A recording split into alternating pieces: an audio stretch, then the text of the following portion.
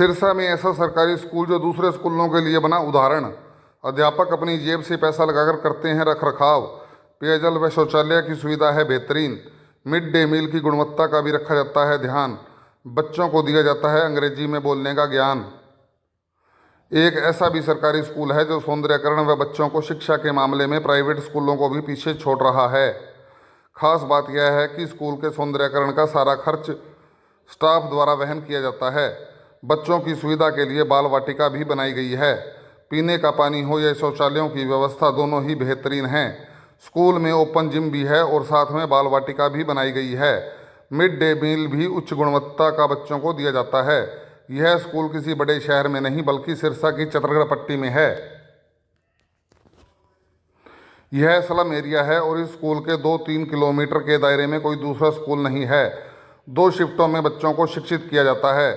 School में अलग अलग अवसरों पर सांस्कृतिक कार्यक्रमों का भी आयोजन होता है, जिसमें विभागीय अधिकारी भी आते हैं और स्कूल में उपलब्ध करवाई जा रही सुविधाओं को सराहते हैं। सुनिए क्या कहते हैं स्कूल के प्राचार्य।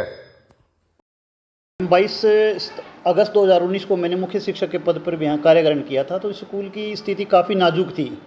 मैंने देखा कि इस ऐसी एक जगह स्कूल है ये जो जिसके लगभग 2 किलोमीटर के रेडियस में कोई स्कूल नहीं है। इस स्कूल को अच्छा बनाया जाए ज़िले के अंदर, ताकि इसका भी नाम और इन बच्चों को एक क्वालिटी एजुकेशन गुणवत्तापूर्वक शिक्षा मिले। इसके लिए सभी टीचर की एक मीटिंग बुलाकर एक पहल की गई कि इस स्कूल को सौंदर्यकरण और गुणवत्तापूर्वक शिक्षा देने के लिए हम क्या योगदान कर सकते हैं। तो सभी मेरे जो साथी अध्यापक हैं उन्होंने पूरा बढ़ चढ़ कर भाग लिया और हमने अपनी जेब से पूरा योगदान देते हुए स्कूल के पूरी भर्ती करवाई और इंटरलॉक वगैरह लगवा कर इनमें इसको सौंदर्यकरण करने के लिए पूरा अपना महत्व जो है जोर लगाया। और अंत में ये 2021 के अंदर ये स्कूल एकदम सुंदर बन गया। उसके बाद धीरे धीरे जो स्कूल ग्रांट वगैरह आती थी उनसे जो है इसको और सुधार किया गया। इसके बाद जब मैंने ज्वाइन किया तो देखा कि महिला के लिए कोई शौचालय नहीं था, जिसमें हमारी बहनें वो शौचालय के लिए जाती थी, बहुत तकलीफ़ होती। तो हमने अपने खर्चे से एक महिलाओं के लिए शौचालय बनाया। उसके बाद बच्चों के लिए शौचालय के लिए बहुत प्रॉब्लम आती थी, तो गवर्नमेंट से मैंने काफ़ी प्रयास करके 2 गर्ल्स टॉयलेट और 2 बॉयज़ टॉयलेट बनाई गई। जो आज की स्थिति में देखोगे तो मेरे को ये लगता है कि 5 स्टार होटल में ऐसे टॉयलेट नहीं होंगे। उनकी देख रेख करने के लिए हमने अपने खर्चे पर अध्यापकों ने एक लेडी रखी हुई है 3000 रुपये में, जो सारा दिन उन बच्चों उसी टॉयलेटों में काम करती है, ताकि बच्चा किसी समय भी फ्रेश होकर आता है तो वो तुरंत उसको सफाई कर देती है मेंटेन करने के लिए। जब मैंने इस विद्यालय में कार्य ग्रहण किया था 353 बच्चे पढ़ते थे, अध्ययन करते थे। आज इस विद्यालय में लगभग 700 बच्चे अध्ययन कर रहे हैं। ज़्यादातर बच्चे जो हैं बहुत ही गरीब तबके से आते हैं, या यूँ कहें तो कोई अतिशक्ति नहीं होगी कि बहुत सारे बच्चों के फादर नहीं है या मदर नहीं है, या मदर किसी कारणवश छोड़ के चली गई है, या फादर को कुछ हो गया है। ऐसे बच्चों को स्कूल में लेकर आना हमारे लिए एक चुनौती थी, जिसको हमने स्वीकार करते पूरे स्टाफ ने पूरी ऊर्जा के साथ सकारात्मक सोच के साथ उन बच्चों को लाने का प्रयास किया है। फिर भी किसी कारणवश कोई बच्चा छूट गया था तो उसको ड्रॉप आउट जो एक पद्धति हमारे शिक्षा विभाग ने चलाई हुई है उसमें दाखिल करके उन बच्चों को अलग से एक ब्रिज कोर्स करवाया जा रहा है। उसमें मैंने यहाँ 2 ड्रॉप आउट सेंटर खोले हुए हैं, जिनमें बच्चे रोज़ाना आकर अपनी शिक्षा ग्रहण कर रहे हैं। हमारा प्रयास ये रह रहा है कि इन बच्चों को कैसे रोका जाए, स्कूल के अंदर उनकी उपस्थिति को 100% कैसे बनाया जाए, उसके लिए दिन रात लगे हुए हैं। पूरा टीचर मेहनती हैं। जब भी अध्यापक किसी कारण से छुट्टी जाता है तो मेरा ये कोशिश रहती है कि वो स्कूल को कुछ दान करके जाए। जैसे चाइल्ड केयर लीव पे कोई महिला जा रही है अपने बच्चे की देखभाल के लिए, छुट्टी लेके जा रही है हरियाणा गवर्नमेंट की नियमानुसार, तो मैं उनको ये कहता हूँ इन बच्चों के लिए क्या करेंगे, तो वो अपने तरफ से कोई बच्चों को पंखा दे जाती है या पौधे लगा जाती है। ये भी एक नई पहल शुरू की थी जिसका परिणाम जो है सकारात्मक रहा है, अच्छा परिणाम रहा है।